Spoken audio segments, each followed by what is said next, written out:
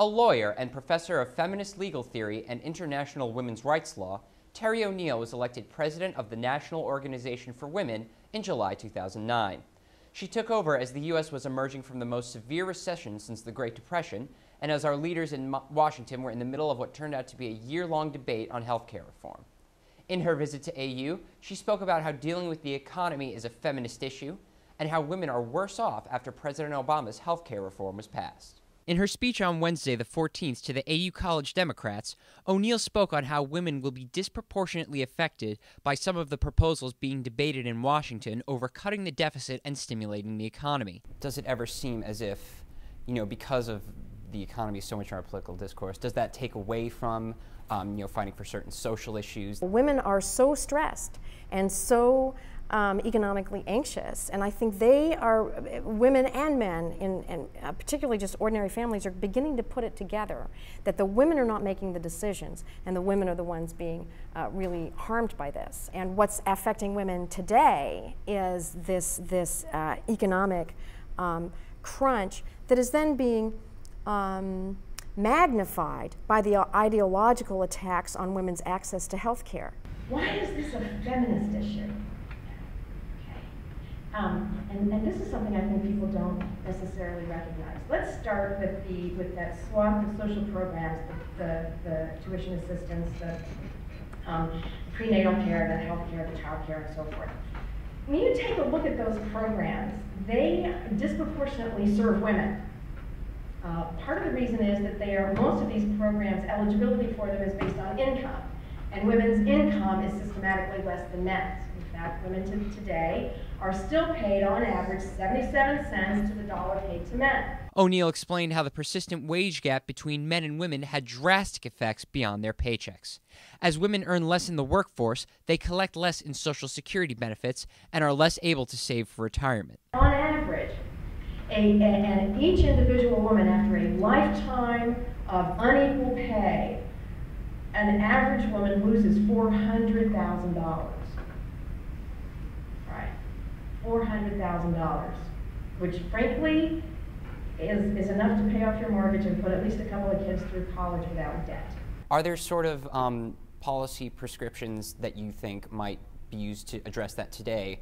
Are any of those feasible to actually, to get through on the state level or national level? The one thing that really could be done to narrow the wage gap or really eliminate the wage gap is to institute a very simple law: equal pay for work of equal value. It's not that complicated. It's been done in other countries. It's not been completely successful in any country that I know of, but the studies are pretty clear that would go a long way. So that, for example, it's ridiculous for parking lot attendants to be paid roughly the same as child care workers. Child care workers have to have a master's degree in early childhood education, and that they should not be paid the same wage as a parking lot attendant. Something that people also don't focus on, these are the programs that disproportionately employ women. Right? Because think about it. Who administers these kinds of programs? Well, social workers, a lot, disproportionately women. Who provides child care in the child care programs? Well, that would be women. Who provides the health care in the family planning clinics? Well, that's mostly women. What about the other kinds of health care, prenatal care for sure? That's mostly women. It's not, by the way, I know being a doctor is still a male-dominated field, but a lot of these services are provided by nurses and nurse practitioners and physician assistants, and so very, very disproportionately women. O'Neill first talked about how she was originally drawn to NOW because of how the organization understood that the fight for women's rights was directly connected to issues of racism and homophobia as well. And I walked into the first NOW meeting, and on the wall there's a big sign that said, sexism, racism, homophobia, connect the dots. And I thought, oh, this is an organization that I could actually work with. Does it ever seem as if having a more inclusive message that doesn't just focus on women's issues, but women's issues as part of a larger subset, does that ever make it more difficult to achieve certain targeted policy objectives? Our resources are always spread somewhat thin.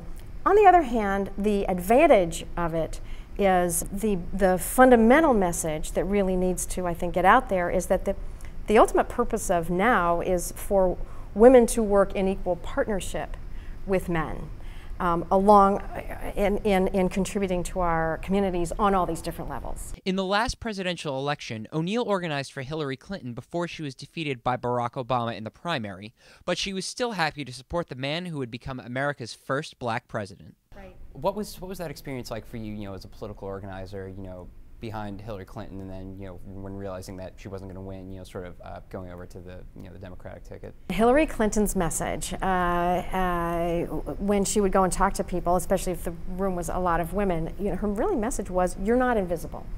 When you go here and you try this, you feel invisible. Well, if you elect me president, you won't be invisible.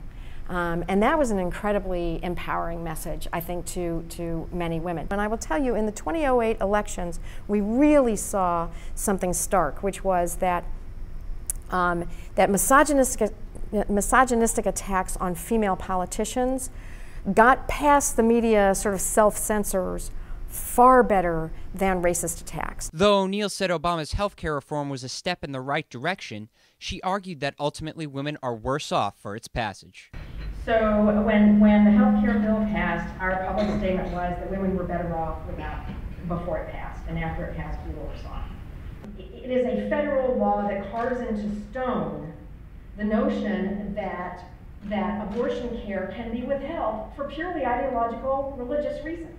She spoke on such events such as the battle over collective bargaining rights in Wisconsin and the lawsuit against Walmart that ended in the Supreme Court. Governor Scott Walker introduced legislation to outlaw collective bargaining for public unions, but he exempted the unions that happened to have endorsed him for governor. Those unions were the police, the firefighters, and the state troopers, leaving just 4 public unions that were affected by the no collective bargaining rule. You know who they were? The teachers, the nurses, the healthcare workers, the child care workers, and the home health care workers.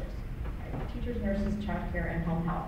So that disproportionately women. The good news is that the firefighters and the police stood in solidarity with their sisters in the union movement, which is huge, because there has in the past been some tension between unions and the women's movement, but it was a moment of hugely important solidarity. In regards to the Supreme Court's verdict on a class action lawsuit by women who had claimed they had been sexually discriminated against systematically by Walmart, O'Neill accused Justice Antonin Scalia of corruption for the verdict that the suit could not go on as a class action.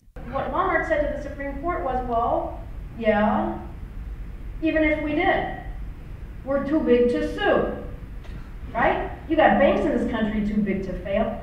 You got a big box over here that's too big to sue. And they were absolutely serious, but one of the points that they made was, if we are held liable, we could be held to pay back billions of dollars. That won't do. And the Supreme Court agreed. The Supreme Court literally, Justice Scalia, for the majority, rewrote the rules of evidence, the rules of class action.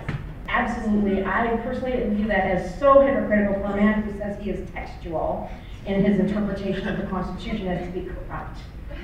And I would love to be quoted on that.